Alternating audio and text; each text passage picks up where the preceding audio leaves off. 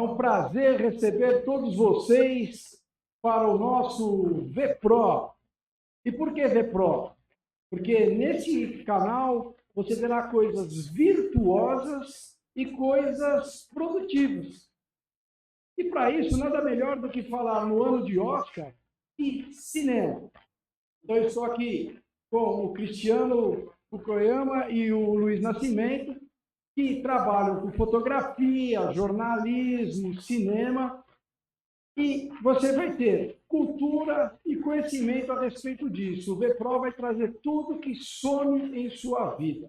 A gente quer agradecer a EDESP por nos dar aqui o estúdio e também a Bia Azuli, que é a sua semijoia. E a semijoia que combina com você é algo que você deve seguir no Instagram. Sabe por quê? Porque nós, homens, não sabemos o manequim das mulheres da nossa família. Então, na hora de dar um presente, dá uma pulseira, dá um brinco, ó, ficou fácil. Então, segue lá o @biazuli, tá bom? Então, é isso. Então, vamos agradecer aqui mais uma vez a presença do Cristiano e do Luiz e pedir para eles se apresentarem nas suas atividades da vida. Eu sou o Cristiano Fukuyama, né? Então, obrigado mais uma vez, Ricardo, pelo convite, pela oportunidade de estar com o nosso trabalho aqui. Obrigado a você. Eu sou produtor multimídia, sou fotógrafo, documentarista, e junto com o Luiz, a gente já tem uma década de trabalho junto, uma dezena de projetos aí de filmes, documentários rodados. E é disso que a gente vai falar. Como é que vocês se conheceram, Luiz? Boas-vindas a você, já vai falando disso, porque você estava mais com jornalismo e entrou no cinema junto com ele. É isso, é isso. Obrigado mais uma vez pelo convite. Sucesso aí nessa nova empreitada que está começando agora aí com esse episódio. Eu sou jornalista, né? Jornalista de formação, trabalho na Rádio CBN, sou colunista do Globo Esporte e sou documentarista do Acervo da Bola, que foi um projeto que eu e o Cris iniciamos há mais de 10 anos já, né? Já passamos aí dos 10 anos. E eu jornalista, ele já produtor multimídia, tinha feito curso de cinema, inclusive fora do país e tudo. E uma amiga em comum nos colocou em contato, uma amiga minha da faculdade que tinha trabalhado com o Cris e foi muito, assim, foi uma sinergia imediata. A gente marcou de almoçar sem nunca ter se visto na vida e o segundo encontro já foi uma gravação para o documentário, que foi o nosso primeiro, né? Então, é uma coisa assim que é aquela coisa... romance. Foi. É engraçado que as pessoas que conhecem a gente, que tem os amigos em comum, as pessoas falam assim, cara, mas vocês já eram amigos de muitos anos. Não, a gente se conheceu um dia, começamos a gravar no outro, e aí começamos a fazer, e fomos emendando um projeto, um negócio no outro, e daí acabou. Fizemos o primeiro filme, lançou, já começamos a gravar o segundo e tal. Até tem uma coisa que eu conto a história da minha esposa, eu falo, minha esposa assim, e agora, vocês já são amigos? Já deixaram de ser colega de trabalho, já são amigos? Já, né? A gente falava o dia inteiro, era o dia inteiro falando de Muito trabalho, bom, falando as coisas. Assim, mas, e aí, vocês já são amigos? E uma coisa que, assim, a gente sabe, né, quando a gente trabalha, que é uma coisa difícil de acontecer, de você ter essa afinidade de já pensar muito parecido com o outro e as coisas se complementarem, não ter grandes... Acho que eu nunca tive um atrito com o Cris, assim, em termos de trabalho, de coisa que a gente está produzindo, nunca. Isso é muito difícil de acontecer. Então, eu acho que realmente foi ali uma sinergia que, quando a gente percebeu, a gente já tinha feito mais de 10 documentários, assim, um pegando no outro, e de um já nascia outro, e aí vinha a ideia do terceiro, e aí a coisa foi andando. E é baseado no que eles já criaram que vai ser a nossa conversa de hoje. O cinema é conhecido como a sétima arte, porque, segundo o italiano, vou tentar falar certo aqui, Ricciotto Canuto, em 1912, ele diz que o cinema consegue unir as outras 6 artes, entre elas o áudio, a paisagem, a fotografia e assim por diante. Então, já que é para falar de arte, e eu gosto de primeiro conhecer o ser humano, conta aí uma arte que você fez quando era moleque, cabuloar. Tem muita arte aqui, tem muita cicatriz, tem cicatriz no meio do dedo, na cabeça, só que tem uma boa, tem uma bem aqui no meio da testa que eu caí no Museu do Ipiranga. Bati a cabeça na entrada, tava correndo, caí, bati a cabeça. E aí, quando teve a reabertura do museu, eu fui num evento lá e estava o diretor do museu. Eu falei para ele assim, fui sério conversar com ele, falei para ele assim, sabia que a minha história da minha vida também está aqui no museu? Muito bom, muito bom. Eu tenho aqui, 5 pontos. E uma arte tua? Arte de criança? Olha, de infância, acho que a que mais desesperou os meus pais foi uma vez saindo do supermercado, minha mãe carregando o porta-malas com as compras, e eu entrei no carro, e eu simplesmente dei partida no carro. Não estava com o freio de mão puxado, e o carro saiu ali ladeira abaixo, enfim. Eu fui uma criança agitada, apesar de hoje eu ser um pouco mais calmo. Comecei assim, porque eu quero que você que esteja assistindo, não importa a área que você vá na vida, você entenda que crianças, elas põem um sonho à sua frente, investem no seu sonho e chegam a conceber esse sonho. E é isso que a gente vai pegar durante aqui a nossa conversa. Eu espero que você pegue essas 3 partes no final. Que pessoas investem e chegam lá. Então, Cristiano, qual foi o caminho até chegar no cinema, na fotografia? Eu, assim, se você não assistiu o episódio sobre a Portuguesa, vai lá e assiste também. Eu vou falar aqui que esse episódio é a mesma coisa, só que é a versão cinema. A mesma história, eu sou um intruso de novo. Muito bom, muito bom. Você que tem esse papel. Mas, assim, a minha formação acadêmica, eu sou formado em administração, estudei na PUC, trabalhei em banco, segurador, meu caminho estava indo nisso. Em 2000, com a bolha da internet, resolvi montar um site, e no site a gente resolveu, em 2003, resolveu fazer uma TV no site. Gravar entrevista, assim como a gente está gravando hoje, e só que isso não tinha nem YouTube. Então, assim, começou a fazer. Descobri, comprei câmera, e percebi que eu gostava daquilo. Aí apareceu a oportunidade, porque a gente começou a dominar esse meio, começou a fazer trabalho com empresas, treinamento corporativo, aquela coisa toda, e surgiu a oportunidade de fazer um curso em Nova York, de fazer um curso de cinema na New York Film Academy. Quando eu voltei, foi aí que surgiu a oportunidade de eu conhecer o Luiz e a gente começou a fazer os documentários. Mas eu sabia dentro de mim que eu sempre gostava de contar histórias. Isso assim, sempre gostei de produzir, de ter essas coisas. E anos depois, em um dos festivais que a gente participou, a gente encontrou um cara que é uma das minhas inspirações. Eu falei para ele, cara, esse meu trabalho, muito que eu faço, porque eu assistia muito você. Quem assistia TV Cultura, principalmente de esporte, e assim, você tem uma referência. Sim, sim. Então, assim, ESPN, nos anos 90, anos 2000, assim, você tem uma experiência, uma relação com as pessoas ali do jornalismo, e eu levo muito isso para o meu trabalho hoje. Então, eu sou um cara em constante formação, em constante evolução e, às vezes, até mudando de profissão. Legal. E você, Luiz? Bom, aí acho que tem 2 frentes, né? Primeiro que eu me aproximei do jornalismo por causa do futebol e da minha paixão pela Portuguesa, porque criança, a única forma que eu tinha de acompanhar os jogos da Portuguesa era pelo rádio, quando eu não jogava no Canindé. Então, eu logo me apaixonei por rádio, e ao me apaixonar por rádio, automaticamente me apaixonei por jornalismo, né? E claro que, como foi o futebol que me levou a isso, um jornalismo esportivo. Então, eu sempre soube que eu queria trabalhar com jornalismo.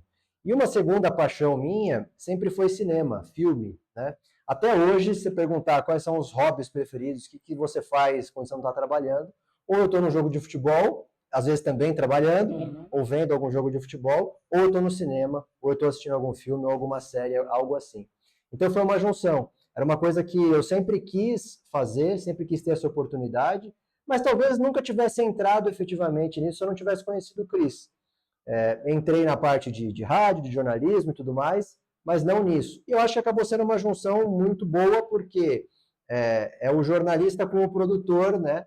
Então o Cris, com toda a expertise dele, técnica, né? E eu de entrevista, de produção, dos documentários, então a coisa casou bem. E aí eu acho que deu para juntar as duas. É o que eu brinco, os meus 2 hobbies eu transformei em trabalho. Certo, assim que é bom na vida. E que cursos você aconselharia para as pessoas que querem fotografia? Eu acho que sim, tem várias possibilidades, né? Então, desde a pessoa que quer trabalhar por trás das câmeras, como operador de câmera, fazer um curso de repente técnico, conhecer a operação de câmera, tem parte de som, tem vários cursos livres de escolas que até oferecem cursos livres. Inclusive o Senac também tem cursos muito bons também nessa área. E tem o outro lado, que é o lado do Luiz, né? Que é o lado de pesquisa, o lado do roteiro, o lado da direção. Então, são 2 lados, né? Acabou que, pela minha experiência de ter já essa questão da mão na massa, de ter essa curiosidade, essa vontade de querer aprender, eu fui me desenvolvendo muito sozinho e procurando coisas aqui, fiz muito curso livre e tudo mais, mas depois eu precisei ter uma outra bagagem diferente, né? Então, assim, depois eu fui me desenvolvendo em outras áreas variadas também, que eu falei, depois fiz uma faculdade de fotografia, então depois fazer uma pós de criação publicitária, tipo, coisas que trazem para a experiência atual nossa. O leque vai se abrir. E assim, por isso que eu falo assim, são coisas que eu não sonhei, e às vezes eu falo, cara, eu estou fazendo um negócio aqui que eu nunca pensei que eu faria.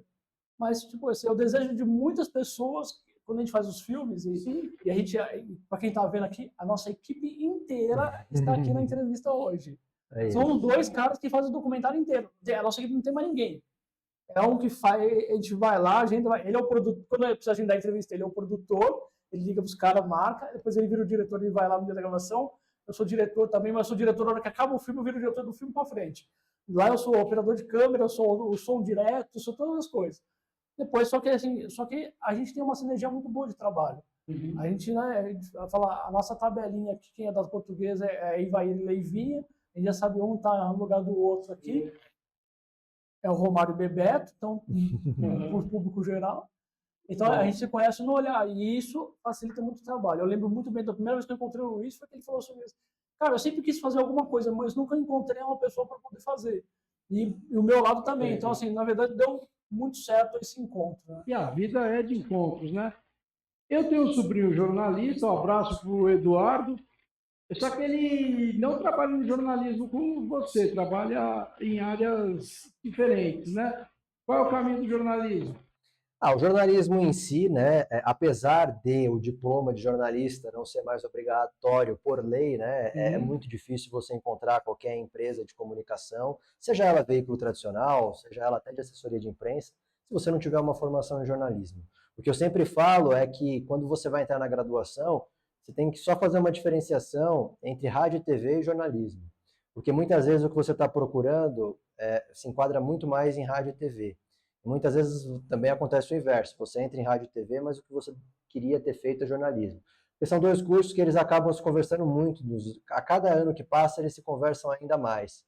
Rádio e TV com uma questão mais técnica, para você trabalhar não só com o que é conteúdo jornalístico, mas entretenimento, né? E o jornalismo mais para uma questão de conteúdo mesmo, né? Do conteúdo em si, do editorial em si, porque ele já é multiplataforma também, né?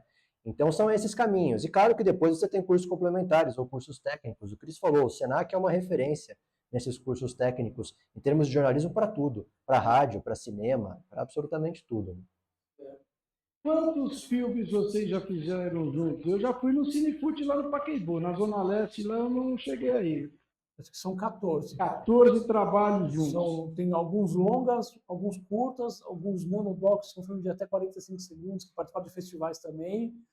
E, essencialmente, quase a maioria deles da portuguesa, história da portuguesa do esporte, do clube. Então, muita coisa. Né? São 14, alguns sobre o futebol feminino, né, que não tem relação com a portuguesa. Temos filmes sobre VAR, temos algumas produções que não tem a ver. Mas a maioria foi até por uma afinidade de torcedores, e até foi também um elemento que fez com que a gente se conhecesse. Essa pessoa em comum sabia que os 2 torciam, e os 2 naquele momento queriam fazer alguma coisa sobre aquele momento específico da portuguesa. E a partir dali a coisa andou. E onde as pessoas acham essas obras? YouTube, Acervo da Bola, tem lá, alguns filmes estão abertos, estão gratuitos, então pode assistir também. Então, essencialmente pelo YouTube. Basicamente no YouTube. E a tua empresa é a CFK Produções, que na verdade assim, a gente criou o Acervo da Bola, que é o nosso projeto para filmes de futebol. Eu tenho meu trabalho com a CFK Produções, né? Então eu tenho meu trabalho também como Cris Fukuyama para alguns parceiros, produtores que eu trabalho. E o Luiz tem o trabalho dele do dia a dia. Então assim, a gente quando o cara tem a banda de rock, o vocalista vai lá e faz, ele tem um projeto paralelo, né? Que ele chama. Então tem um projeto paralelo aqui que é a banda tal. Né? Então a gente tem um projeto paralelo chamado Acervo da Bola, que a gente não foi feito, não é um projeto para ganhar dinheiro, nunca foi, pelo contrário, a gente paga para fazer do bolso, a gente dedica nossas horas, nosso esforço, nosso equipamento, tudo que a gente precisa. Tem muita gente que entende disso, de colocar no bolso. Músicos, amigos meus, gente que eu vou trazer aqui, que o pessoal acha, no Brasil tem um problema cultural, e a pessoa vai no supermercado, vê 1000 latas de óleo, e não vira para o dono do supermercado e fala, me dá uma. Mas quando vê alguém na Avenida Paulista que desenha, fala, desenha meu netinho. Daí a pessoa fala, R$ 20. Como R$ 20? Quer dizer, as pessoas no Brasil não querem pagar o dom das pessoas. E nisso a gente já pode entrar numa pergunta, né? Vocês conseguem fazer as coisas pela Lei Rouanet? Tem que botar dinheiro no bolso, como você falou? Ou tem gente que acredita na etapa? Olha, essa questão de lei de incentivo, lei Rouanet, é muito mal interpretada por aí, né? Porque muita gente acha que isso daí financia a maior parte do que você tem de produção audiovisual no país. E não, é uma minoria. E muitas vezes é uma minoria, muitas vezes não, sempre é uma minoria que tem que ter uma estrutura muito grande. Porque a burocracia, como você vai chegar, conseguir se credenciar, depois captar esse investimento, dificilmente um pequeno produtor consegue. Então isso é a minoria da minoria, o que você vê lá em cima. Agora o que você vê, o que está embaixo ali é o iceberg, né? Você vê só a pontinha lá em cima. Quando você vê a estrutura aqui embaixo, na maioria das vezes é uma produção independente, que ou ela corre atrás de um financiamento coletivo, ou ela corre atrás de um patrocinador pontual, de alguém que vai ajudar, ou ela tira do bolso, né? Então, nossas produções, no máximo que a gente já fez até hoje, foram campanhas de financiamento coletivo, até porque são filmes sobre futebol, esses com a Portuguesa, em que era no máximo para a gente cobrir custos. E acho que, se a gente for levar o pé da letra, em nenhum caso a gente realmente cobriu todos os custos. Mas nunca se pagou, nunca se paga. Nunca se paga. Na verdade, assim, pagou porque assim, a gente vai reservar o teatro para fazer lá, que a gente fez no Gamaro, na Moca. A gente fez 2 eventos lá. O teatro custava tantos R$ 1.000, tinha que pagar uma estrutura, não sei o quê. Cara, assim, vamos ver se a gente faz algum produto pelo menos para pagar isso. A gente precisava, tinha um filme que a gente tinha que gravar no Rio, vamos ver se a gente consegue, em vez de tirar dinheiro do bolso, vamos ver se a gente faz isso e funciona. Pagar viagem. Pagar viagem. Mas assim, nada assim que, tipo, não é um luxo, vamos tirar dinheiro, vamos fazer. Não existiu isso. A gente vendia os kits, a gente que entregava os kits, a gente falava que era o acervo log. Era o nosso braço de logística. Fui na casa de muito torcedor da Portuguesa para entregar kit. Chegava lá, os caras falavam assim, os caras são bons mesmo, os caras fazem o filme e eles mesmo entregam. Eu rodei essa cidade, a grande São Paulo, para entregar assim, é uma paixão, cara, assim, é uma coisa que a gente queria muito produzir. Não que assim, se a gente não vendesse também, a gente ia fazer do mesmo jeito, entendeu? É o tipo de coisa assim, pra gente não é... E quando eu estava falando assim, na verdade tem uma questão que é, toda vez que vai ser incentivo cultural, projeto incentivado, você tem que ter um planejamento, mas assim, não é de você falar assim, vou fazer um filme agora. Então, assim, e muitas coisas que a gente faz são sobre datas de eventos da Portuguesa, então, assim, para fazer, ter que ter pensado pelo menos 5 anos antes, para começar a entrar, para procurar edital, para fazer inscrição, para fazer adaptação da empresa, blá, blá, blá. É um processo muito longo. Para a gente não vale a pena. Então, assim, até pela nossa dinâmica de vida, pelas coisas, tipo, a gente não conseguiria parar e pensar nisso. Né?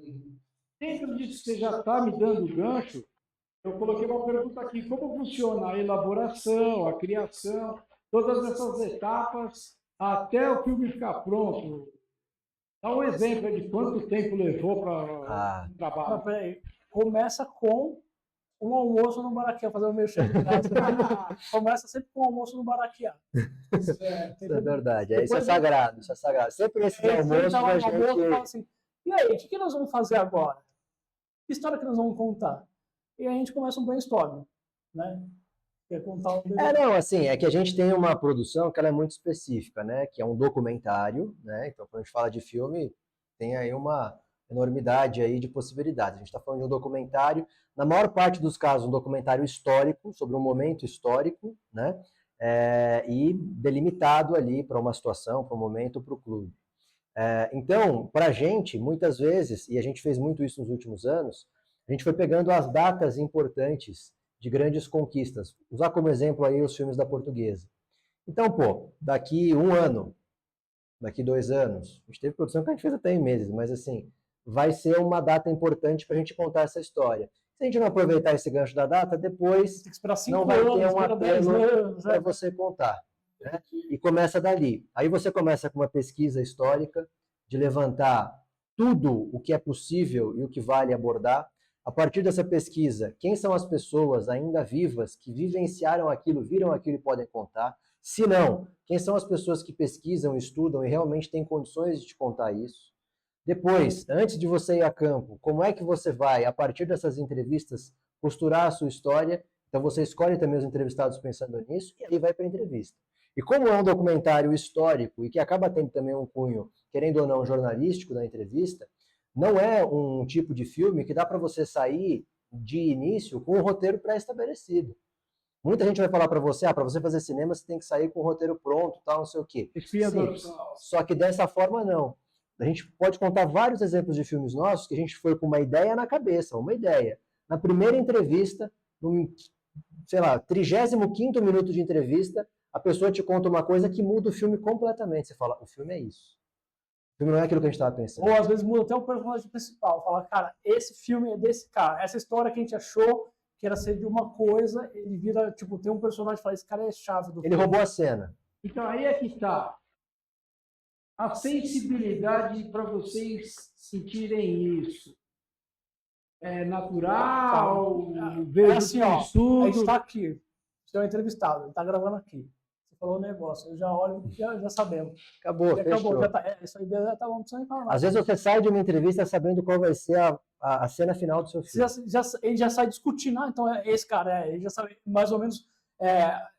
Acho que a gente vive tanto esse processo, né, nos últimos anos aí, que automaticamente a gente absorveu esse conceito. Tipo, então a gente tem um protocolo que é, depois que grava todas as entrevistas, a gente assiste, depois de novo, ele assiste, eu assisto, a gente divide as entrevistas, faz a decupagem, e aí a gente discute, fala, cara, como que a gente vai montar esse filme aqui? Que história que nós vamos contar agora, tendo esses negócios? A gente faz uma discussão de novo, sem ter nada montado. Vamos fazer essa história? Vamos, beleza. Daí eu monto a história, eu pego as coisas, corto, monto e tal, e aí depois eu mando para ele. Daí, tipo, eu viro o montador e ele vira o diretor. Daí a gente troca. Ele assiste, daí, tipo, já fala, cara, vamos fazer isso aqui, eu acho que isso aqui realmente tá certo, às vezes tem que tocar, tal. E aí volta. E é o próximo, porque eu vou contar o filme do Centenário Portuguesa. Eram muitas histórias para contar 100 anos de um clube em menos de 2 horas. A gente foi montando um filme blocado por cada década. Então, nessa década que nós vamos fazer, o que tem nessa aqui, ele foi fazendo. E o filme foi avançando e eu mandava para ele, cara, esse ficou bom, e agora como que a gente vai virar? Como que a gente faz isso? Então, assim, a gente criou um sistema que funciona muito bem pra gente. Eu até mandei para ele, outro dia apareceu um cara no Instagram falando assim, você que faz documentário, se você não tem um roteiro, você faz tudo errado. Aí, porra, estamos fazendo 10 anos errado. Vou te contar uma história rapidinha, só para exemplificar isso. Tá bom. É isso que ele falou, vai acontecer durante. Tem um documentário nosso, que é o Nunes FC, que é sobre a Gabi Nunes. A Gabi Nunes, atacante da seleção brasileira, agora está jogando no exterior. A Gabi, quando a gente pensou em fazer o documentário, até foi numa conversa com o Edson de Lima, que é até um cara, depois legal de um dia você entrevistar, que é o maior conhecedor de futebol feminino. E conversando com ele, ele falando, olha, essa menina aqui, ela tem potencial e muita gente trata ela como a Marta do futuro, assim, uma menina que pode... Duas coisas aconteceram no meio do caminho, né? A gente, enfim, gostou da história dela e a gente queria contar a história de como ela chegou até aquele ponto, que era um ponto que ela já estava para estourar. Então, nós vamos contar a história dela, como é que ela chegou até aqui e o filme vai acabar com ela entrando em campo, né? Que, assim, eu cheguei naquele patamar profissional e a história dela vai dizer o que aconteceu com ela, daí para frente. E duas coisas aconteceram. Primeiro, ela teve 2 lesões seguidas de joelho, muito complicadas, que inclusive atrasaram a nossa produção em 2 anos, praticamente. Quando ela teve a primeira, ela ficou muito mal, assim, a família ficou desanimada e tal. Afeta o atleta, né? Estava num momento ótimo e tal. Até eles falaram assim, cara, vamos cancelar o final do filme, tal, não sei o que, tal. Isso que a gente já tinha gravado algumas coisas. Daí a gente pegou, assistiu, conversei com eles e falei, cara, a gente tem uma outra história aqui, né? Porque aí o que aconteceu? Quando a gente foi, a gente praticamente regravou o filme. Quando a gente voltou a gravar, um belo dia nós fomos gravar no salão de beleza do pai dela, com o pai dela. Quando nós fizemos a entrevista, eu e o Cris saímos de lá, um olhando para o outro, a gente falou, o filme mudou. É outra história. A história não é a Gabi. A história é a família. Era o sonho do pai, o pai queria ter sido jogador. O avô queria que ele fosse. Sim. E ele, pelas questões da vida, não conseguiu virar. Ele concentrou tudo que ele pôde na vida dele para o filho dele virar jogador de futebol. Fez todo o investimento do mundo no filho dele, tudo que ele podia e que ele não podia. E o filho dele não conseguiu virar jogador. E quando ele desistiu, ele falou, nessa família, o futebol não anda mais, sem fazer pressão nenhuma, esforço nenhum, a menina virou jogador. E o nome do filme até mudou. É Nunes FC porque é a família. A família é um clube. Então, você vê, um filme foi gravado praticamente 2 vezes e na segunda vez, no meio das gravações, a gente mudou o filme completamente. A história não é ela, a história é ele. É a história dela. Mas você conta toda a história da família. É uma família que viveu para que um dos homens fosse jogador. E no fim a menina virou. Quero falar para vocês que esse é o intuito do Repro. Assim que ele começou a contar essa parte, eu virei telespectador. Espero que vocês também sejam dessa forma, em todas as outras etapas e áreas que a gente vai falar. Porque no meio da frase deles, já me surgiu uma pergunta que nem está aqui no papel. A rede de pessoas que vocês conhecem para essas entrevistas todas, para montar um documentário, se não tivesse a rede social hoje, dava para chegar nelas? Algumas sim, algumas não. Vou ter que contar uma outra história aqui. Tem um documentário nosso, que é o Rubro Verde Espetacular, que conta a história da maior portuguesa de todos os tempos, que é a dos anos 50. E, e assim, a gente sempre quis fazer um documentário sobre esse período histórico. Só que a gente conversava até com o pessoal do museu, na época o seu Vital Vieira Curto, cuidando do museu, e assim, não tinha mais nenhum jogador praticamente vivo daquela época. Praticamente nenhum. Tinha informação de que, olha, um talvez esteja, mas a gente não tem contato, o outro não sei o quê. O que aconteceu? O meu avô, encanador, tinha uma freguesa ali na Avenida Angélica e faleceu a irmã dessa freguesa do meu avô. Meu avô foi no velório da irmã dessa freguesa dele. Aí eu vou no fim de semana almoçar na casa da minha avó e meu avô me conta. Pô, eu fui no velório lá dela, tal. Você não acredita? Eu encontrei lá um ex-goleiro da Portuguesa. Eu falei, ex-goleiro? É, ele jogou com o Djalma Santos, com o Julinho Botelho e tal, nos anos 50. Eu falei, sério? Qual era o nome dele? Acho que era Walter e tal. Eu falei, pelo amor de Deus, consegue algum contato dele? Ó, meu avô, não tem nem celular e tal. Aí ligou para a freguesa, olha, eu encontrei com aquele cara tal. Ah, o Walter, eu vou passar o contato do filho dele e tal, não sei o que. Liguei para o filho dele, conversei com o filho dele. Mas resumo da história, nós nunca conseguimos entrevistar o Walter e nem encontrar com o Walter. Só que o Walter, só por ligação de telefone, falou pra gente que conhecia um jogador que estava vivo. A gente nunca conseguiu entrevistar esse cara. Ele foi só pra gente conseguir fazer o filme, que é o seu Orestes na Moca. Fomos lá, entrevistamos ele, aí ele falou, tem mais um, o Genê, passou o contato. Ele falou o Genê primeiro. Genê. Daí a gente foi fazer o Genê, apareceu um cara no Facebook que viu o que a gente fez. É verdade. Cara, vocês precisam entrevistar o pai do meu amigo, que também é decisivo. Que maravilha, que maravilha. Daí nós fomos lá e gravamos com o Orestes. E aí o Orestes falou, eu acho que o Atis está vivo. O Atis lá em Campinas. Já deu quantos vivos aí? Meio time. E aí entrou o quê? Entrou a rede social. Porque ninguém tinha contato com o Atis. Eu falei com vários jornalistas em Campinas, ninguém sabia se ele ainda estava vivo ou não, ninguém tinha contato com a família dele. O Atis é um ídolo da Ponte Preta, mas ninguém tinha contato, ninguém sabia se ele estava vivo, quase 90 anos. Eu fui fuçando, joguei no Google o nome dele lá, e aí eu entrei nas imagens e fui fuçando. Sabe quando você entra já na página 10 lá de busca do Google, que você já não achou? Aí eu achei uma foto de um jantar comemorativo de um clube lá em Campinas e tal, e tava a foto da filha e dele, um monte de gente num jantar. E estava escrito o nome da filha. Aí eu peguei o nome da filha e joguei no Facebook. Aí eu mandei uma mensagem para a filha, na cara e na coragem. Não sei se o pai tá vivo e tal, não sei o que. Não, meu pai tá vivo, tá bem, tá ótimo, lúcido. Marcamos uma entrevista, vamos lá entrevistar ele. Olha como nasce o filme. Desde a forma analógica de encontrar num velório, até a forma digital de você encontrar numa foto que foi publicada no Facebook. Tá vendo? É por isso que a gente que tem uma mentalidade meio artística, porque eu também já publiquei livro,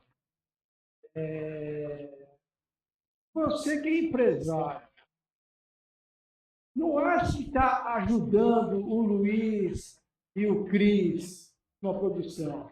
Você está fazendo parte da cultura nacional e promovendo a tua empresa. Pense nisso, apoie as coisas do mundo artístico. O Brasil precisa muito disso, porque é tudo esclarecedor, histórico e assim por diante. Ontem eu estava numa palestra, tinha um futurista lá, e ele estava comentando o seguinte, ChatGPT, inteligência artificial, vai dominar, não tem jeito. Só que ele falou, o trabalho essencialmente do humano, que vai ter um humano coordenando, vai virar um trabalho premium. Eu falei, cara, onde que isso se destaca? Nas artes. É o que a gente faz. A máquina não vai conseguir entender, o cara tava, não sei o quê. a gente vai conseguir destacar dessa forma. Então, eu acho que é nesse caminho, né? Eu acho que o que a gente conseguir fazer, habilidades nossas, que seja diferente do que uma máquina pode fazer, é o que vai destacar no futuro. Então, eu não ia para o chat agora, mas você... Eu recebi algumas perguntas aqui. Uma é do Eduardo Silva. O uso da inteligência artificial, que está cada vez mais comum, já deu problemas até com alguns artistas de Hollywood. Essa interferência, como conciliar isso para o cinema? Na verdade, assim, eles vão usar muita coisa. Você, quando você fala em inteligência artificial, fazer a parte generativa de imagens.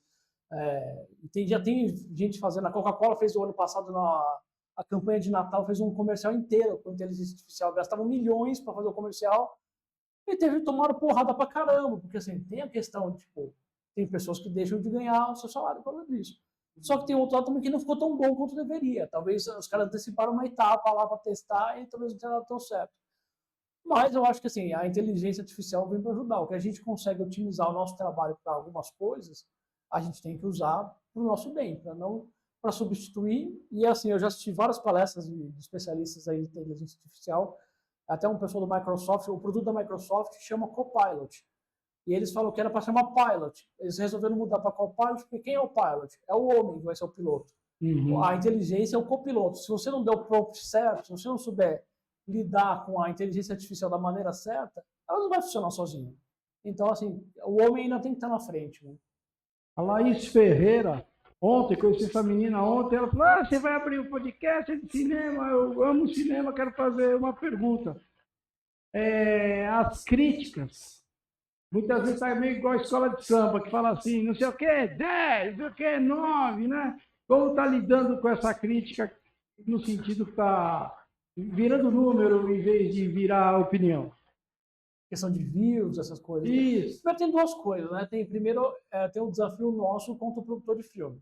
Uma coisa é, o que eu e ele, a gente pensou para o filme, será que a audiência vai gostar? Uhum. E aí tem um termômetro muito bom, quando a gente fazia os lançamentos presenciais dos filmes, quando a gente faz, as sessões até de exibição, a gente sempre senta no fundo. Às vezes a gente senta no andar de cima e deixa o público lá. Se o público riu onde a gente achou que o público ia rir, se o público achou, se emocionou onde... Cara, nós acertamos o ponto do filme, o filme está certo. Né? Mas é um desafio, é uma loucura. Até quando a gente fez o nosso primeiro longa, era uma biografia. E o Ivair falou assim, olha, eu não vi o filme, eles não viram o filme, eles confiaram e falaram assim, eu vi. Ele brincou, se tiver ruim, fala que tá legal, mesmo só para os caras ficarem felizes. E muitas vezes você se surpreende. Isso acontece tanto na produção quanto depois assistindo o filme. Você acha que as pessoas vão se emocionar em determinado momento, às vezes não se emocionam, e no momento que passa completamente batido na produção, as pessoas se emocionam. Muitas vezes, depois de uma sessão dessas, as pessoas vêm conversar com você e elas mencionam algumas cenas ou algumas falas que, a gente não achava que aquela fala ia ter essa repercussão. E a pessoa vem, às vezes, emocionada para você. E na entrevista também. Às vezes você faz uma pergunta despretensiosa, que você acha que a pessoa não vai se emocionar, ela desaba. E tem pergunta que você acha que a pessoa vai se emocionar, você tem certeza, e a pessoa tira de letra. Então, isso faz parte do imponderável, é sensibilidade, isso não é exatas, né? A Rayane Lacerda perguntou dos desafios do cinema daqui para frente. Sim, todo o streaming, essas outras coisas. Eu acho que mais oportunidade do que desafio, né? Acho que assim, tem a questão de, para quem tem exibir filme no cinema, é uma questão. Você está competindo, mas o produto, produção de cinema, você abre um monte de possibilidade. O tanto de streaming, de possibilidade de venda do produto, exibição, canais, acho que nunca foi tão bom. O problema é menos do cinema e mais de alguns veículos, algumas mídias, né? Como o cinema físico, como a televisão, linear, né? Isso acho que sofre mais. Agora, a produção em si, menos. Claro que nesse início também sofre, porque é isso, a monetização hoje do digital, ela não chega nem perto do que sempre foi e do que é necessário para você manter, a não ser que tenha uma escala muito grande. Mas é uma coisa que, assim, eu acho que são as dores do crescimento. Em algum momento vai se chegar num patamar rentável, né? Obrigado pelo pessoal do chat aí pelas perguntas. Agora, qual é a menina dos olhos, se é que dá para escolher o filho preferido do que vocês fizeram? E um olhou para o outro aqui, será que vai ser o mesmo? Deixa o Cris responder, porque a gente já sabe. Já sabe? Eu pensei que já sabe. sabe, eles cavam em tudo, é impressionante. Já sabe, na verdade, assim, é o Rubro Verde Espetacular, esse filme da Portuguesa dos anos 50. Porque foi o único filme que a gente fez que não entrou em festival, acho que 2 ou 3 que entrou, mas esse foi um que não entrou, que a gente tinha certeza que ia entrar e não entrou. Mas a gente fala que aqui é esse filme, quando a gente ficar mais velho, vai falar assim, esse realmente era o filme que a gente mais gostou, porque esse teve o desafio de gravar com os personagens que estavam, né, mortos, e os caras voltaram. A gente descobriu os personagens, foi muito legal de contar as histórias. Os bastidores das gravações são muito engraçados. Tem engraçado, o Genê, ele estava com Alzheimer e ele não escutava. E não via. E não via. Ele não via, não ouvia e estava com Alzheimer. Então eu tinha que falar muito alto, e só o sobrinho dele falava com ele, ele conseguia entender o sobrinho. Que loucura. Daí ele falou assim, não entendi. Daí o sobrinho dele chegou e falou assim, o rapazinho quer saber. Que maravilha. Foi muito bom. O rapazinho quer saber. Daí uma hora, como ele tinha o Alzheimer, às vezes ele começava a contar coisa, dele ia lá, começava a contar, dele repetia. Daí o sobrinho dele uma hora foi falar para ele assim, não, eu já sei. A gente só falou pra ele assim, não perdeu o filtro. Eu sempre tô repetindo. Por incrível que pareça, depois das entrevistas, a gente tem que fazer uma checagem de tudo que as pessoas falaram. Até porque tem muita gente que erra data, erra nome, erra momento, erra adversário. Ele acertou tudo. Incrível. Apesar de ele estar com Alzheimer. Sim, mas a recordação antiga... dele antigas. E outra coisa, isso que o Cris falou, dessa ser a nossa menina dos olhos, no dia da sessão de lançamento, que foi lá no Teatro Gamaro, o Atis e o Orestes que eram 2 jogadores da época, eles entraram no teatro como anônimos, e quando acabou o filme, teve fila, nunca deram autógrafo na vida, dando autógrafo, tirando foto, gente reverenciando. Então, foi muito... E outra... Você vê um universo que abraça... E assim, onde vai parar? A história é muito boa, né? Que a história assim, é uma realidade da Portuguesa que viajava para a Europa, fazer tour na Europa, no mundo, e ganhava dos times.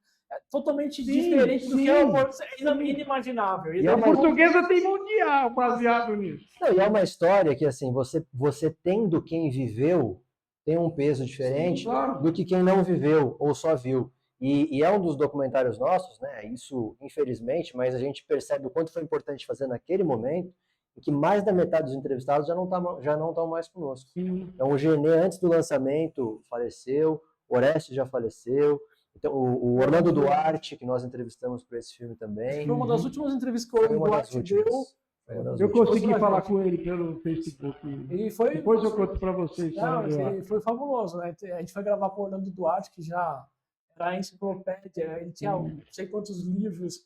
A esposa dele ficou colocando coisa no Facebook. Isso, daí a gente pegou e deu um DVD nosso para ele. Tá? Ele agradeceu. Não, muito obrigado. Ele foi muito gentil, assim. E daí a gente brincou e falou, poxa, tipo, a gente que tem que agradecer aqui, né? Gol, muito bom. Agora, lembrem, não esqueça, você que está assistindo, de todo o processo de crianças investirem onde for e tal. Eu quero saber, na frente de quem vocês chegaram, por exemplo, não que seja de você admirar ou não, já vi foto de você com o Alckmin, só para dar um exemplo. Mas não é que eu não estou defendendo o Alckmin nem nada, só estou dizendo, eu quero saber aonde, na frente de quem que vocês chegaram e falaram, eu estou na frente de fulano. Pode contar porque vale para os dois, que eu até, se for eu que eu estou pensando. Não sei se é o que você está pensando. Não. Tem alguns bons aí. Não, tem muitos bons, mas é que agora me veio uma coisa que não tem nem muito a ver com futebol. Sim, mas pode ser fora, da sua vida. Não, porque a gente foi entrevistar o cônsul de Portugal. E foi uma entrevista, assim, foi para o filme do Centenário da Portuguesa. Sim. Ninguém na Portuguesa tinha o contato do cônsul. A relação da Portuguesa naquela altura com o consulado era zero. Posso dar um tiro na cabeça? Não havia nada de relação com o consulado.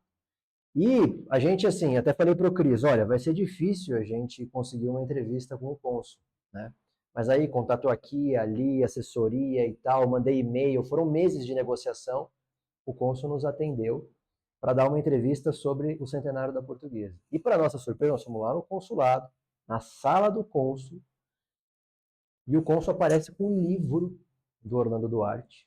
Ele verde, né, capa verde? O cônsul leu o livro, leu a história toda da Portuguesa. Tava afiado, Eu afiado. dei aquele livro para alguém. Ele deu uma entrevista que presidentes da Portuguesa não dariam, que torcedores não dariam, com conhecimento e com...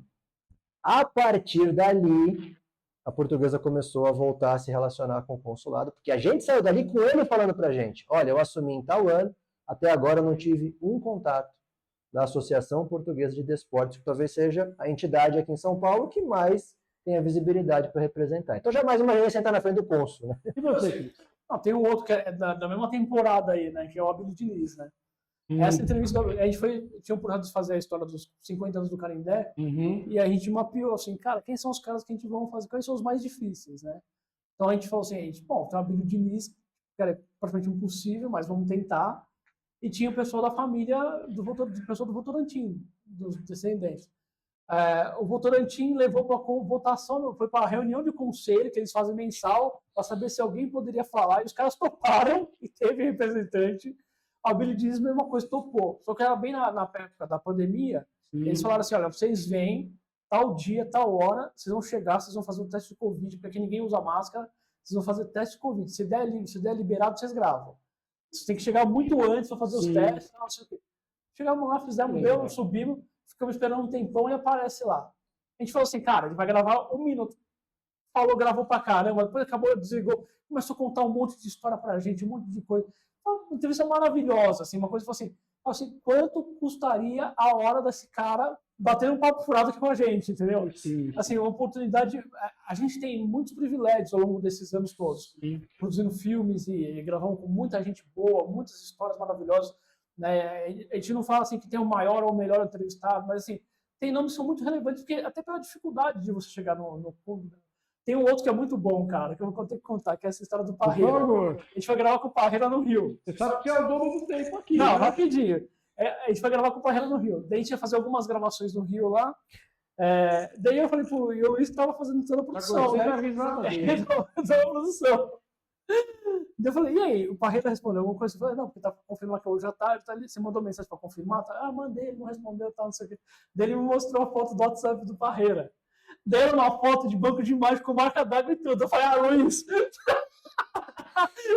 Viajando pro Rio. Isso tipo, cara, e aí? Né? Vamos fazer. Vamos lá, né? Pegamos e fomos lá. Tipo, não é que é do cara mesmo? Puta, gravou muito. Deixa eu contar uma do Parreira. Qual era o nome do cara na época do Parreira? Da parte física do atletas? Turíbio. Oi? Turíbio. Não era. Eu esqueci O outro do bigode. Bom, tudo bem. O que acontece? Eu tinha loja lá na Veiga Filho, ia ser a final São Paulo e Atlético Paranaense no Morumbi, e eu vi o Parreira passar com ele na porta, e falei, olha o Parreira aí, né? E o cara da comissão lá. Dali a pouco, subiu um conhecido e falou assim, tava lá no Por Quilo, o cara tão parecido com o Parreira. Eu falei, eu acho que o Parreira foi no Por Quilo, porque no Por Quilo o cara vai achar que é e não fala com ele. Fala com ele. E se ele vai no Fazano, O cara fala aí. Aí enche o saco, tem certeza que é ele. certeza que é ele. Então essas coisas são... Não, e foi muito louco, porque a gente gravou lá, ele desceu para gravar no salão de festa do prédio, no salão social lá no prédio dele. Ele falou assim, cara, nunca desci aqui, hein? Bonito aqui esse lugar. Depois da nossa entrevista, todas as entrevistas que ele deu foram... Sempre que viu o Parreira, ele tava naquele lugar. Que barato, é um barato. Agora, dentro desse processo do programa, sabe por que eles chegaram em tudo isso? Que o rei Salomão, do antigo Israel, disse uma vez, quando um homem se habilita, ele senta junto aos reis. Sabe por que eu falei que é o rei Salomão que falou? Se eu falar que está na Bíblia, eu vou falar, está falando de Bíblia.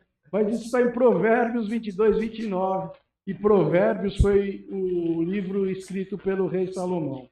Então, veja, aquelas crianças que fizeram artes, que estudaram, sentaram com a Abílio Diniz, com o Parreira, né? Qual foi o outro primeiro? Cônsul de Portugal. O cônsul de Portugal, porque se habilitaram.